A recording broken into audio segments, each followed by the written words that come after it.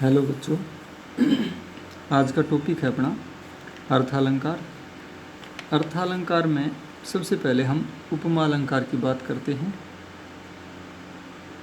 जहाँ काव्य में जहाँ उपमेय की उपमान से तुलना की जाए। उपमेय क्या होता है? जो प्रत्यक्ष चीज़ होती है हमारे सामने, जिसका हम वर्णन कर रहे हैं, वो उपमेय कहलाता है। उपमान क्या होता है? वो अप्रत्यक्ष है, हमारे सामने नहीं है, लेकिन फिर भी हम उसका उदाहरण बना लेते हैं, तो वो उपमान कहलाता है। ठीक है। उपमेय यानी प्रत्यक्ष की अप्रत्यक्ष यानी उपमान के साथ तुलना की जाए, वहाँ पर उपमा अलंकार होता है। ठीक है। इस उपमा अलंकार को समझने से पहले एक बार आप ये समझिए। एक तो उपमेय आपको पता चल गया, प्रत्यक्ष को उपमेय कहते हैं और अप्रत्यक्ष को क्या कहते हैं? उपमान कहते हैं। और इनकी तुलना होती है तो इनमें कोई ना कोई कॉमन गुण होगा, समान गुण, समानता होगी, उसको हम साधारण धर्म कहते हैं। और इस समानता को दिखाने के लिए जो शब्द होगा, जैसे सा, सम, समान, सदृश, कुछ न कुछ, उसको हम वाचक शब्द कहते हैं। तो ये चारों अंग जिस काव्य पंक्ति में हैं, उसको हम पूर्णोपमा अलंकार कहते हैं। पूर्णोपमा। ठीक है।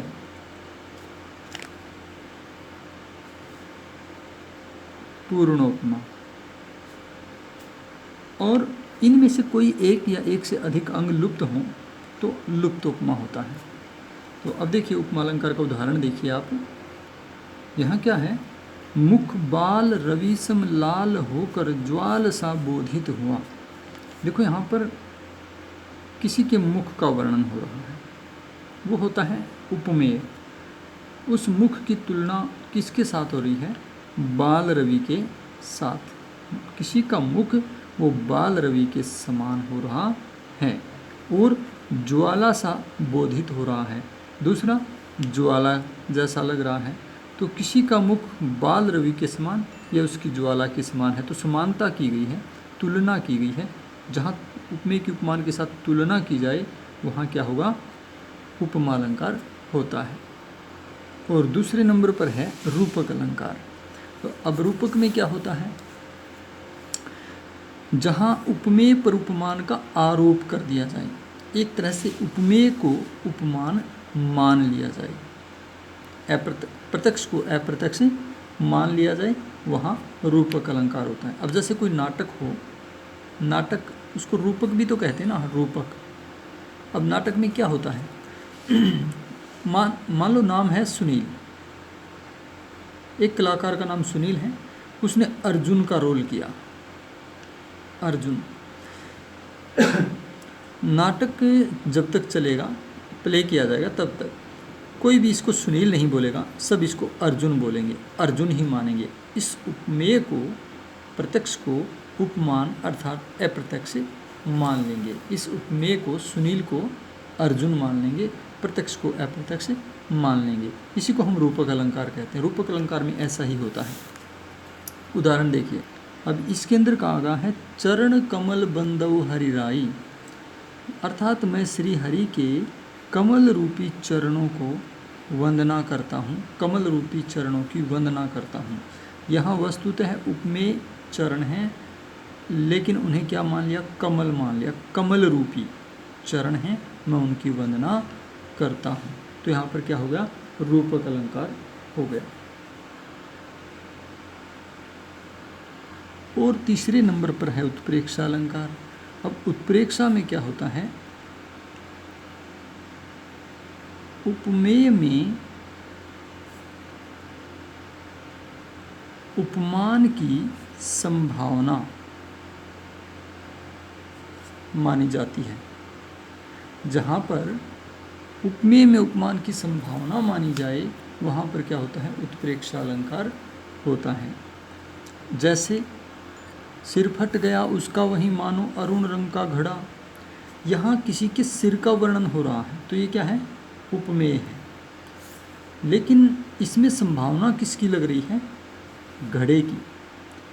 किसी का सिर फट गया, रक्त से लाल होने के कारण वो ऐसा लग रहा है मानो लाल रंग का घड़ा हो, तो घड़े के साथ तुलना हो रही है। उपमेय तुलना नहीं हो रही है, उपमेय में उपमान की संभावना लग रही है। ऐसा लग रहा है मानो घड़ा हो, तो जहाँ पर मानो, जनु, जानो, जैसे, जो ये शब्द आए वहाँ पर उत्प्रेक्ष अलंकार होता है और उसमें क्या होगा, उपमेय में उपमान की संभावना पाई जाएगी।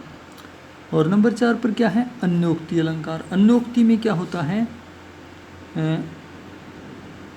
उपमान के द्वारा या माध्यम से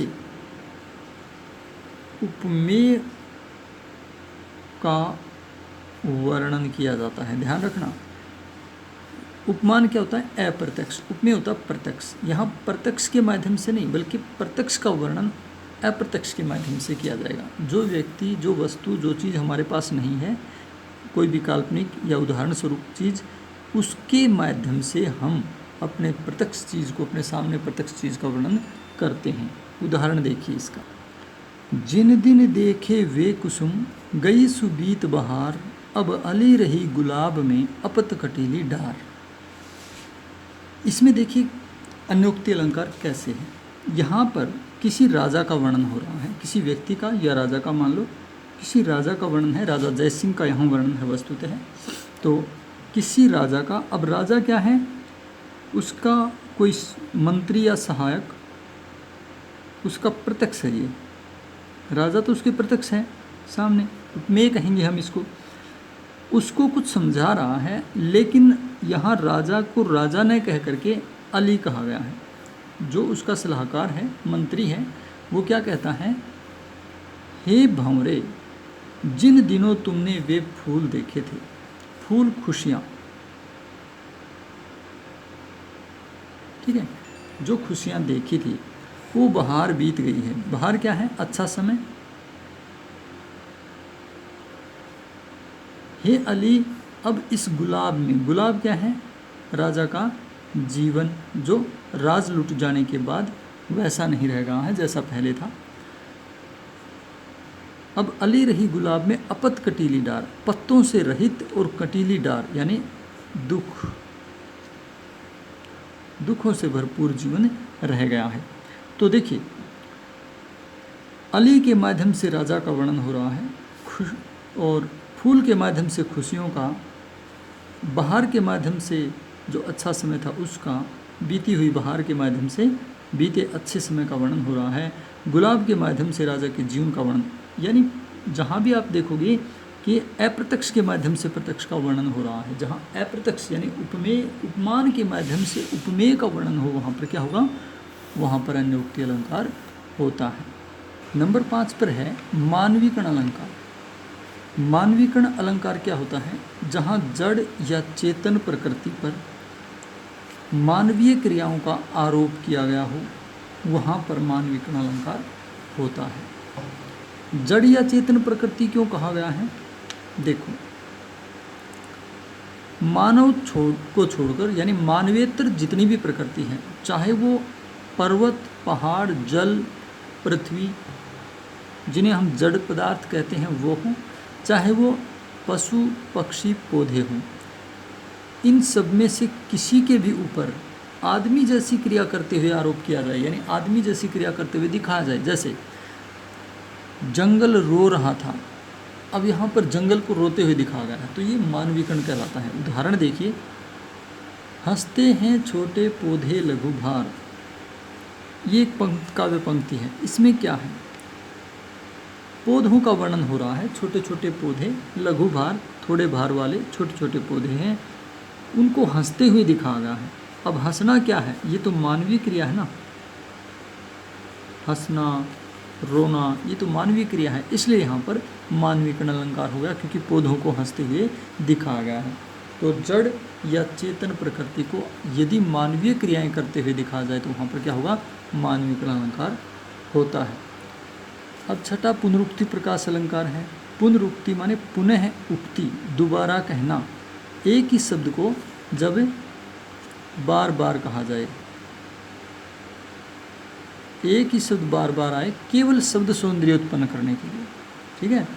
तो यह बात को प्रभावशाली बनाने के लिए सिर्फ शब्द बार बार आता है तो वहाँ पुनरुक्ति प्रकाश अलंकार होता है।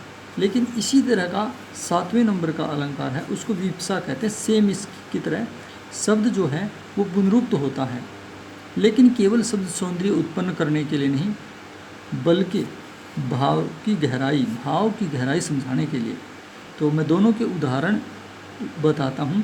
पहले पुनरुक्ति प्रकाश का उदाहरण, खा खा कर कुछ पाएगा नहीं, न खाकर बनेगा अहंकारी, ये एक पंक्ति है। तो खा खा कर, यहाँ खा खा शब्द की पुनरावृत्ति हुई है और इससे बात में प्रभाव पैदा होता है, विशेषता आती है, इसलिए यहाँ पर क्या हुआ, पुनरुक्ति प्रकाश अलंकार हो गया। जबकि विप्सा का उदाहरण देखिए, बिलख बिलख कर सो रहे दूध मुहे बच्चे अपार। यहाँ पर जो बच्चे हैं, बहुत सारे बच्चे, उनको बिलख बिलख कर सो जाने की बात आई है। तो बिलख बिलख कर, इसके अंदर उनकी पीड़ा, करुणा पूर्वक जो स्थिति है उसको दिखाया गया। अतः यहाँ पर विप्सा अलंकार है। हालांकि दोनों ही जगह, पुनरुक्ति प्रकाश में भी विप्सा में भी शब्द की पुनरावृत्ति होती है, लेकिन एक में शब्द सौंदर्य या प्रभाव पैदा करने के लिए और दूसरे के अंदर करुणा या भावात्मक गहराई दिखाने के लिए, तो विप्सा अलंकार होगा।